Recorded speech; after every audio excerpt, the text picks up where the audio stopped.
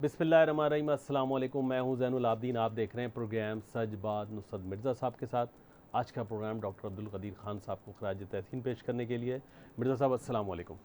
वालेकुम सलाम ज़ैनुल आबदीन साहब। आज खराज अक़ीदत हम पेश कर रहे हैं जनाब मोहतरम डॉक्टर अब्दुल कदीर खान का हो, जी क्योंकि और वो मैं सोचता हूँ कि बजाय इसके कि मैं उनको अपने अल्फाज में बयान करूँ, मैं काविश उमर साहब एक बहुत बड़े शायर गुज़रे हैं कराची के और पाकिस्तान के, लेकिन क्योंकि वो ज़माने के लिहाज से गरीब आदमी थे, तो वो उन्होंने जिस तरह से डॉक्टर कदीर खान को खराज अक़ीदत पेश किया है मेरी किताब में, जो कि आप देख सकते हैं इस वक्त तस्वीर में, उन्होंने जिस तरह से काविश उमर साहब ने वो किताब में मौजूद है, वो उन अशार से मैं उनमें से कुछ अशार हमने चुने हैं, सबने हमारी टीम ने, उनको आप वहाँ से शुरू करता हूँ। जो पहला किता उन्होंने किया था, पहले वो पढ़ के मैं सुनाता हूँ। जी।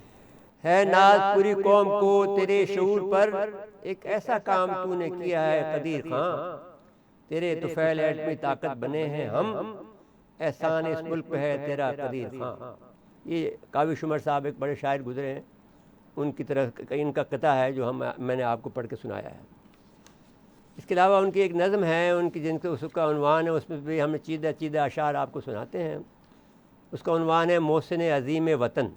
ढलते हैं जिनके जहन में बेमंत गुमा, खुर्शीद व माहो अंजुम व परवीन व कहकशां, खुर्शीद व माहो अंजुम व परवीन व कहकशां, रश्क फलक है जिसकी तजल्ली से अर्ज़ पाक, शजर है जिसको देख के खूबान आसमां, पहलू में जिसके शोला ईमान है मुल्तविब, जिसने ज़बान बर्क़ से चागी में दी अज़ां, जिसके जिगर शिकाफ धमाकों में खो गई भारत के सूरबीर वजीरों की धमकियाँ, यानी बड़े सूरमा जो बनते बनते थे उनकी, जिसने अदू से जुरत पेकार छीन ली। अदू आप जानते हैं दुश्मन को कहते हैं।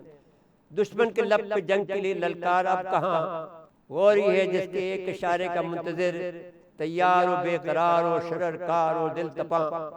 अब यहाँ पर शररकार का बताना ज़रूरी है। शररकार का शरर आग के शोले को कहते हैं ना, शररकार माने शरर शोला बनाने वाला, और दिल तपा ने दिल भी जो है बड़ा पुरजोश हो, जिस पे लुटा रही है ख़ज़ाने सपास के दिल से तमाम आलम इस्लाम की ज़बां, जिसका वजूद फ़ख्र ज़बी व हुसैन है। यहाँ पर ज़बी से जो इस्तारा लिया गया है और हज़रत इस्माइल अलैहिस्सलाम के लिए कहा गया, जिसका वजूद फ़ख्र ज़बी व हुसैन है, जिससे रवान खालिद व तारिक़ शादमा, नाज़ा है जिसकी ज़ात पे उम्मत रसूल की सल्लल्लाहु अलैहि वसल्लम, नाज़ा है जिसकी ज़ात पे उम्मत रसूल की, ला रैब है जो हुर्मत काबे का पासबां, जिसको किया है फैज़ मशीयत ने सरफराज, जिस पे फ़िदा है रहमत सरकार दो जहां सल्लल्लाहु अलैहि वसल्लम। एक मोहसिन अज़ीम वतन खुदा गवाह आली दिमाग डॉक्टर अब्दुल कदीर खां। ये पेश किया है मैंने उन्होंने खराज तहसीन मेरी किताब में, जी जो आप इस वक्त में टाइटल जिसका देख रहे हैं अपने स्क्रीन पर। जी। काविश उमर साहब ने बहुत अच्छी नज़म लिखी। जी अच्छा मेरे साहब, अब ये तो हो गया मंजूम खराज तहसीन। जी।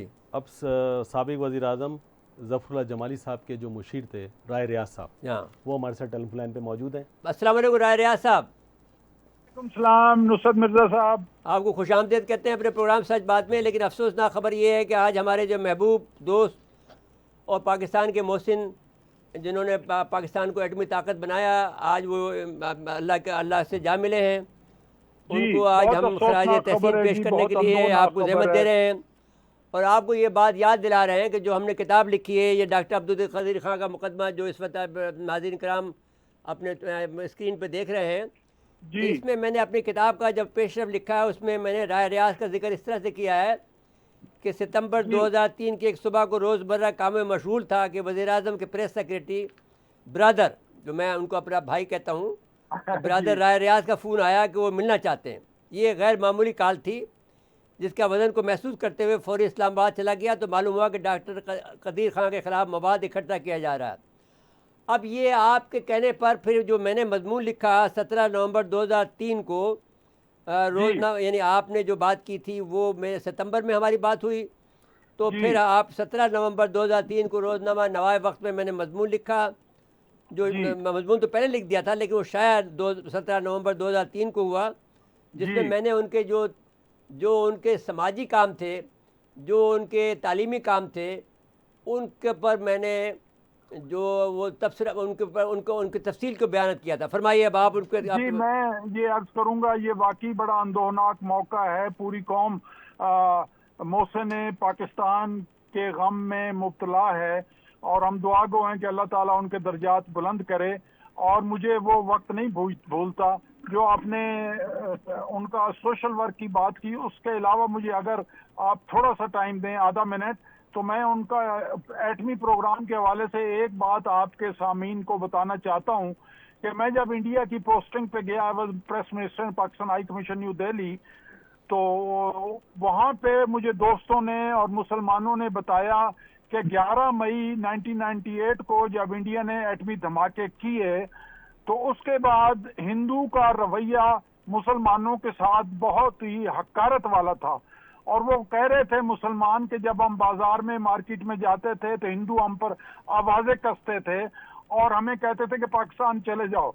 वो तो अल्लाह का फजल है कि डॉक्टर AQ खान और एटॉमिक एनर्जी पाकिस्तान के साइंसदानों ने, उन्होंने, और नवाज शरीफ साहब उसका प्राइम मिनिस्टर थे, उनकी क़यादत में फैसला किया और उन्हें 28 मई को 5 के मुकाबले में 6 धमाके करके भारत का मुंह तोड़ दिया। और उसके बाद वो दोस्त बताते हैं इंडिया वाले कि हिंदू का रवैया यकदम बदल गया। तो आप जानते ही हैं कि हिंदू जो चाणक्य की मुनाफकाना पॉलिसी के फॉलोअर हैं वो किस तरह से पैंतरे बदलते हैं। दूसरा जो पहलू डॉक्टर AQ खान साहब की शख्सियत का शायद बहुत से हमारे लोगों को मालूम नहीं है, वो ये है कि इस एटम बम के साथ उन्होंने मुल्क के दिफा को तो मजबूत किया बल्कि नाकाबिले तस्हीर किया, लेकिन उन्होंने खामोशी से बहुत से इलाकों में, खास तौर पर पाकिस्तान के पसमानदा इलाकों में, तालीम और सोशल वर्क के मैदान में बहुत आला खिदमत सर अंजाम दी। उन्होंने, मैं इस बात का गवाह हूँ कि बैकवर्ड एरियाज लाइक झंग, मियाँ वाली, खुशाब में बच्चों को वज़ाइफ, कंप्यूटर और बाकी तालीमी चीज़ें उनको मुहैया की और उनको माली इमदाद भी दी।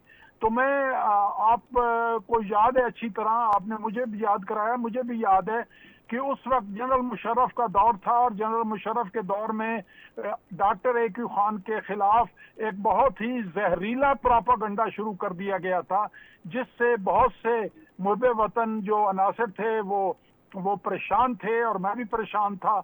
और उस परेशानी के आलम में मैंने आपको रिक्वेस्ट की, आपने मेहरबानी की, आप इस्लामाबाद तशरीफ लाए और आपने अखबार में भी लिखा और फिर आपके नावल, आपके आर्टिकल का बहुत चर्चा हुआ हलकों में और बहुत से लोग तिलमिलाए और बहुत से लोग खुश भी हुए। तो डॉक्टर साहब की शख्सियत जहाँ पे अपने मुल्क के वतन अजीज को के दिफा को नाकाबिले तस्खीर करने की उनकी खिदमत है, उसके साथ साथ उनकी नौजवानों को तालीम और वज़ाइफ और उनकी माली और सोशल इमदाद में भी उनके बहुत खिदमत हैं। और यकीनन ये बहुत से आने के वक्त तक हम लोग उनकी खिदमत को याद करेंगे। वो वाक़तन मोहसिन पाकिस्तान थे, वाक़तन हमारे सबके मोहसिन थे और आज हमारे दिल बहुत उनके फौत होने पर रंजीदा हैं और हम उनके लिए दुआ गो हैं। बहुत बहुत शुक्रिया जनाब रारियाज साहब, आपके हम इंतहाई मशकूर हैं कि आपने वक्त इनायत फरमाया। जी मिर्ज़ा साहब, आगे भी कुछ बात करेंगे लेकिन मुझे ब्रेक के लिए कहा जा रहा है। नाज़रीन, मुख्तसर वक्फा है, वक्फे के बाद दोबारा आते हैं।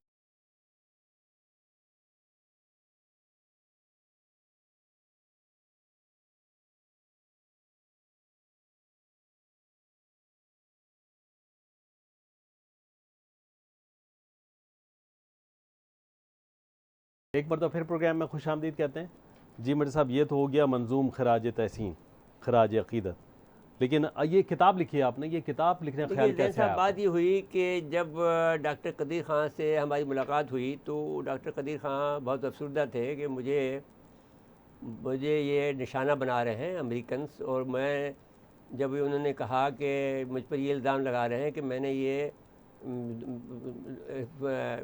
जो सामान है, एटमी सामान है, वो मैंने ब्लैक मार्केटिंग किया, तो वो उन्होंने ये मुझसे कहा कि देखिए मैं कैसे ब्लैक मार्केट कर सकता था कि जब मैं निकालता था कोई एक भी हमारे पास कंटेनर आता था बाहर से, तो उसको जब हम निकालते थे तो उसका वज़न करते थे, उसकी पैमाइश करते थे और उसके बाद में फिर हम निकाल सकते थे और 4 आदमियों के उस पर दस्तखत होते थे जी।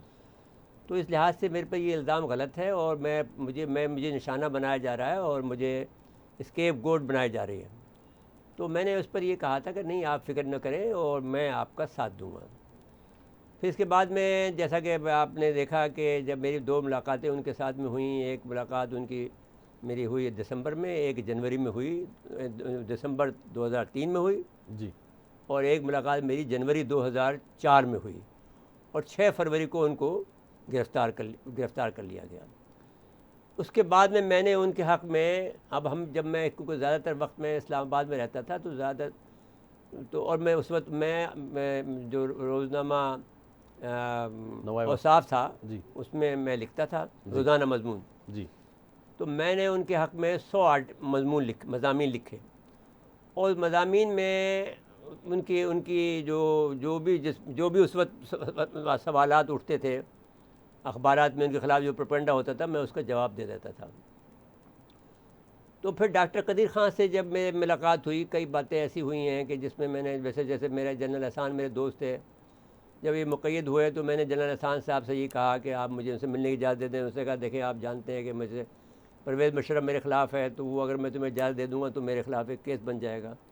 लेकिन फिर डॉक्टर कदीर ख़ान ने ख़ुद उसका एक सबील की कि वो मुझे किसी तरह से बुलाया और मुझे ख़ुद रिसीव करने के लिए बाहर आके खड़े हो गए और फिर क्योंकि वो बहुत दूर से कोई 1 मील पर ऐसे वहाँ पर उनके ऊपर उनके हिफाजती निज़ाम हिसार शुरू हो जाता था, तो उनको इत्तला दे दी गई थी कि एक आदमी आने वाला है जिसका नाम नुसरत मिर्ज़ा है, नहीं नाम कुछ और बताया गया, तो और वो आने वाला है। लेकिन फिर वो उन्होंने जो कर्नल साहब उनके हिफाजत मामूर थे, उन्होंने पता लगा लिया, तो कर्नल मिर्ज़ा साहब अगर आप भी आते, अपने नाम से भी आते तो हम आपसे मिलने की इजाज़त दे देते। तो हमने कहा जी मैंने तो कोई झूठ नहीं बोला, मैं तो झूठ बोलता नहीं हूँ।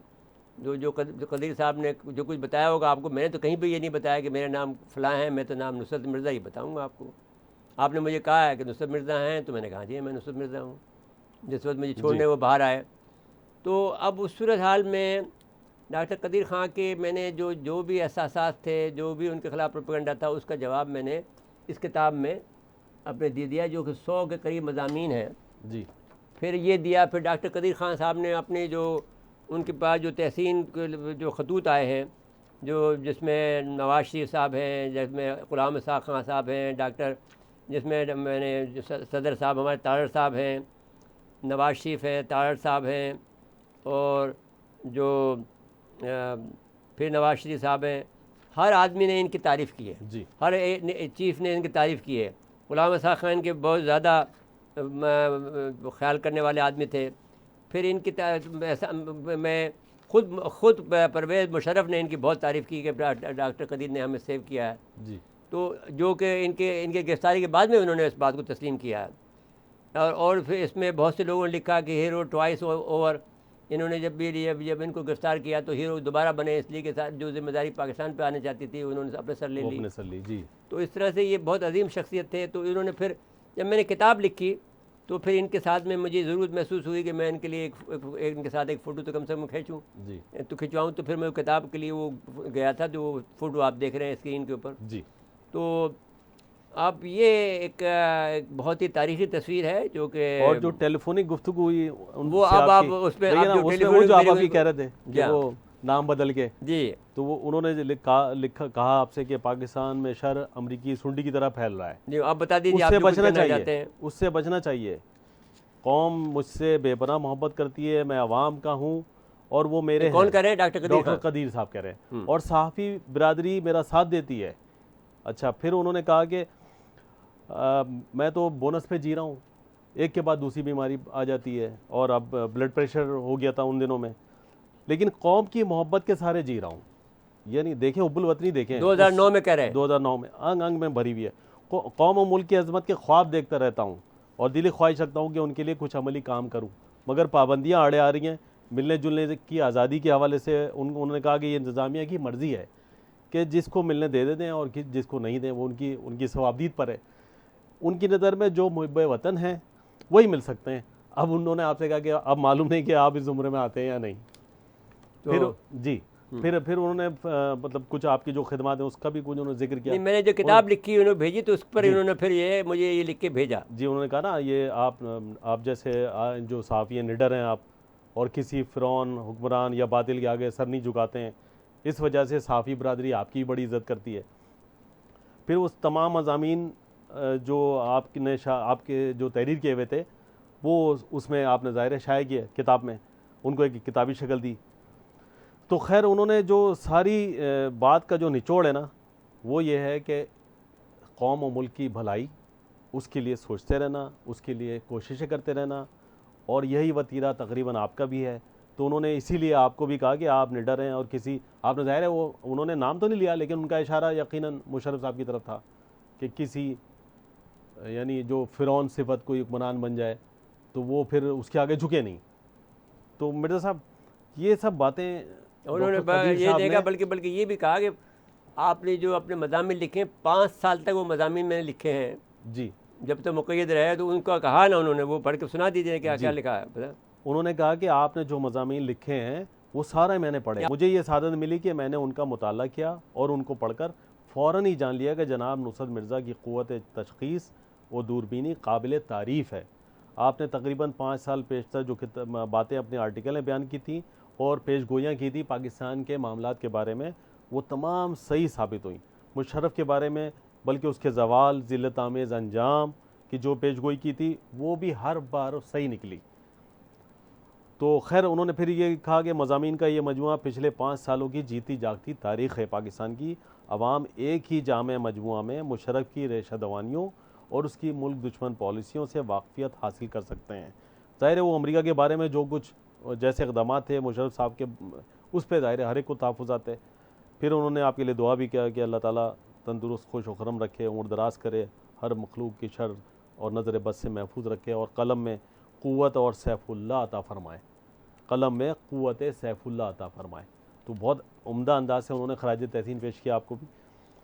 आपको उनका खैर, शुक्रिया। डॉक्टर बात अब्दुल ये है कि कदीर एक साहब- अजीम शख्सियत थी कि जिसके बारे में जो कुछ भी लिख कर कहा जाए कम है, क्योंकि पाकिस्तान ने यानी जो हमारे पास मंजनीक की ताकत थी, जी, आखिरी हथियार जो हमारे पास था, जो सबसे बड़ा हथियार था मंजनीक था, एक किस्म का पत्थर फेंकने वाला मिज़ाइल लॉन्चर था मंजनीक। वो उसके बाद में हमारे पास कोई एटमी, जो हमें शिकस्त हुई थी जंग काज़ा में, और जो कि इमाम शामिल को शिकस्त हुई थी, जो रूस के दरवाजे पे मास्को पे पहुंच गए थे, लेकिन फिर उसके बाद में स्वीडन के और जो जर्मनी के जो उन्होंने बारूद का इस्तेमाल करके हमें शिकस्त दी थी, उसके बाद से हमें कोई कामयाबी नसीब नहीं हुई, और ये पहली कामयाबी थी एटमी ताकत बनने की। और फिर जिसमें नवाज शरीफ का जो वाक़या है वो ये है कि जब वो गए हैं हर जगह पर, तो जैसे कि हम कल बयान कर चुके हैं कि वो जब एटमी ताकत बने हैं तो फिर हमारे बारे में फिर किसी और तरह डील किया जा दूसरा रहा था, ऑर्डर उससे किया पहले कुछ और तमाम। हाँ। खैर मेरे साहब एक और बात है, देखें एक अलमिया है पाकिस्तान की सियासी तारीख का कि मोहसिनों के साथ कोई ज़्यादा अच्छा सलूक नहीं नहीं, हुआ। दुनिया में ये एक अजीब बात ये है कि आज से नहीं है, आप देख लीजिए, अगर आप इससे कतई नज़र इमाम हुसैन की शहादत के बाद में जो कुछ भी मामलात हुए वो तो एक अलग मामला है, लेकिन अमर वाक़या ये है कि बनु उमय्यद ने बड़ा जुल्म किया, अब्बासियों ने भी जुल्म किया, लेकिन फिर भी एक मुसलमानों की सल्तनत थी इन एनी हाउ। तो फिर उनके बाद में जो फतवात हुई, जिसमें से सिंध की फतवात है, फिर स्पेन की फतवात है, उन सारों का अंजाम कोई अच्छा तो नहीं हुआ ना। जी, तो ये मुसलमानों की तारीख़ है, अपने मोहसिनों को ये लोग माने जुल्म करते हैं इमाम हुसैन से लेकर। इमाम हुसैन की तो खैर बात ही ऐसी है कि वो रसूल सल्लल्लाहु अलैहि वसल्लम के जो नवासे को जो शहीद कर दे तो वो तो क्या है, जहन्नमी है हो सकता है।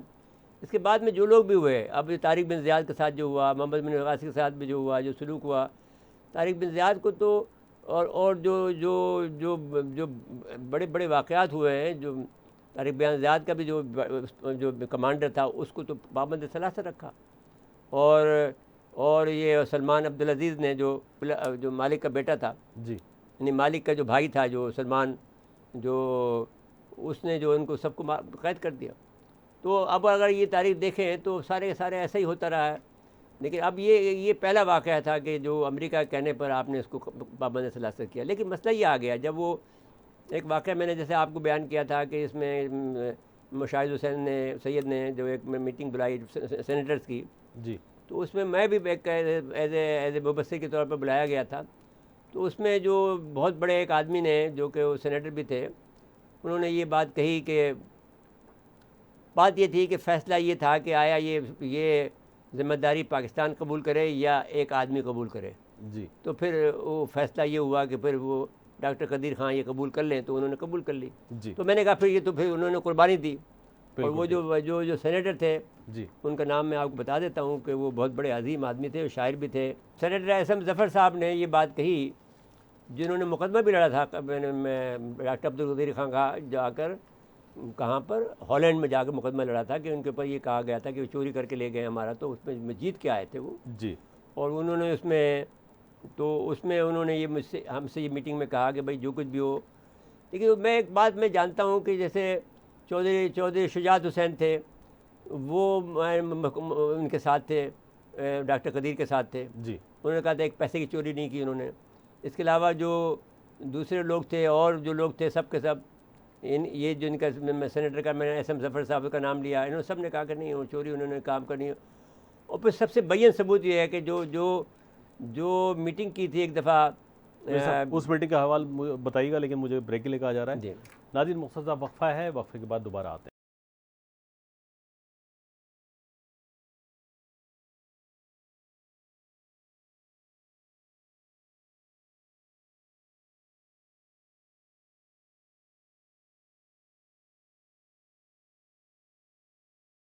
एक मरतबा फिर प्रोग्राम में खुश आमदीद कहते हैं। जी मिर्ज़ा साहब, ये सारे सफ़र में एटमी ताकत के कुछ लोगों को सज़ाएं भी मिली। नहीं साहब, मैं एक बात इस आपसे कहना चाहता हूँ कि कारनामे के- भुट्टो साहब एक तो एटमी प्रोग्राम के बानी इसलिए थे कि मुनीर अहमद ख़ान साहब ने, जो कि आईएई में काम करते थे, उन्होंने भुट्टो साहब को 1962 में ये बताया था कि वो इंडिया एटमी ताकत बन रहा है। तो इस बाद भुट्टो साहब इस पर मैंने राज़ी हो गए थे और उनसे मुतासिर हो चुके थे कि एटम हमें बनाना चाहिए। तो वो ख़ुद सलाहियत नहीं रखते थे, तो वो अयूब ख़ान को फिर उन्होंने विंचेस्टर होटल में लंदन में मिलाया मुनीर ख़ान से, जी जो आईए में काम करते थे, जो बाकी पाकिस्तान एटॉमिक एनर्जी कमीशन के फिर बाद में चेयरमैन भी बने। उनसे कहा कि साहब आप एटम बना लें, इंडिया बना रहा है। तो उसने, अयूब साहब ने कहा इसकी लागत क्या आएगी, जो मैंने अपनी किताब जौहरी नश्र तरक्की में लिखा है। तो उन्होंने कहा कि कोई कीमत बताई, तो उन्होंने कहा साहब हमारे पास इतने पैसे नहीं है, जब तक इंडिया एटमी ताकत बनेगा उनका ख्याल था नहीं बन सकेगा। लेकिन आईए में क्योंकि ये काम करते थे मुनीर ख़ान, उनको पता था ये बनेगा। तो फिर भुट्टो के जहन वो दीवाने हो गए थे जब 1900 तो उन्होंने फिर जब 1974 में उन्होंने धमाका कर लिया, तो फिर ये भुट्टो साहब की पागलपन तारी हो गया उनके ऊपर, जुनून तारू हो गया, पागलपन का नहीं, जुनूनियत तारी हो गई। और उन्होंने कहा कि हम एटम ताकत बनना ही बनना है, चाहे हम घास खाएंगे लेकिन एटम हम बनाएंगे। जी तो फिर उन्होंने डॉक्टर कदीर ख़ान को बुलाया और फिर आपको भुट्टो को सज़ा मिली। भुट्टो को सज़ा देने वाला एक फ़ौजी आमिर था, ज़िया-उल हक। लेकिन ज़िया-उल हक भी पाकिस्तानी था, वो भी उसमें जब 84 में हुआ तो डॉक्टर कदीर ख़ान ख़ुद का बयानिया ये है कि जब मैंने ख़त लिखा उनको कि साहब हम एटमी ताकत बना लिया, तो ज़िया-उल हक ने उन्होंने बाई हैंड ख़त नहीं भेजा। उन्होंने साहब हम मिलना चाहते हैं, मिलने गए तो ख़त हवाले किया कि हम ये पहले बता दें कि मैंने डॉक्टर कदीर ख़ान मुझे ख़ुद बता रहे हैं जी कि ख़त वो भेज दिया ताकि वो उनका सेक्रेटरी दे के आ जाए, पढ़ ले। तो जब मैं गया तो उन्होंने फिर मेरा माथा चूमा और उन्होंने कहा कि अब हमें कोई नहीं रोक सकता। तो ये 1984 में हम एटमी ताकत बन चुके थे और ये सब दुनिया को मालूम था। जी फिर इसके बाद में ज़िया-उल हक को उसकी सज़ा ये मिली कि उसको उनको गिरा विरासत से दिया। हटा दिया गया। तारीख जो है खून आशाम है इसमें, यानी जो इसकी एटमी प्रोग्राम की। फिर नवाज शरीफ साहब को भी इन्होंने सिरे निकाला कि उसने एटमी धमाका किया था। उस वक्त तक नवाज शरीफ इंडिया से नहीं मिला था। आखिर में डॉक्टर कदीर जो उनको एटम बम बनाया उनको सज़ा मिली। जी तो अब सज़ा, लेकिन डॉक्टर कदीर ख़ान की कम से कम ये ज़रूर हुई कि डॉक्टर कदीर ख़ान हीरो रहे, बिल्कुल लेकिन वो उनके पास कोई ताकत नहीं थी। तो कदीर ख़ान को ये कल्क था कि उनको क्यों नहीं सदर बनाया जाता। वो सदर नहीं बना सकते थे, वो उनकी मजबूरी थी।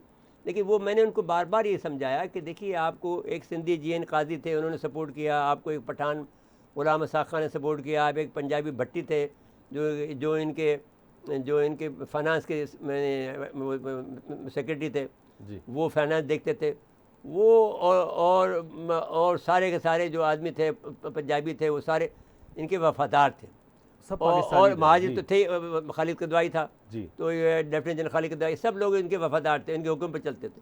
तो मैंने इनसे कहा कि आपको इस पर इत्मीनान करना चाहिए। जब मैं ख़ुद भी कहा कि मेरे जो, जैसा कि आपने कहा सुन लिए, लेकिन आवाम मुझे पसंद करते हैं, तो अवामी हीरो थे। तो अब जो भी, लेकिन बात यह है कि इस एटमी क़ुव्वत बनने के लिए हमें बहुत लोगों की जानें हमें देनी पड़ी और बहुत नुकसान हमने उठाया। जी अब आगे चलें जी। अच्छा, अब आ जाएं अगले मौजू की तरफ। वो भी एक अफसोसनाक खबर है।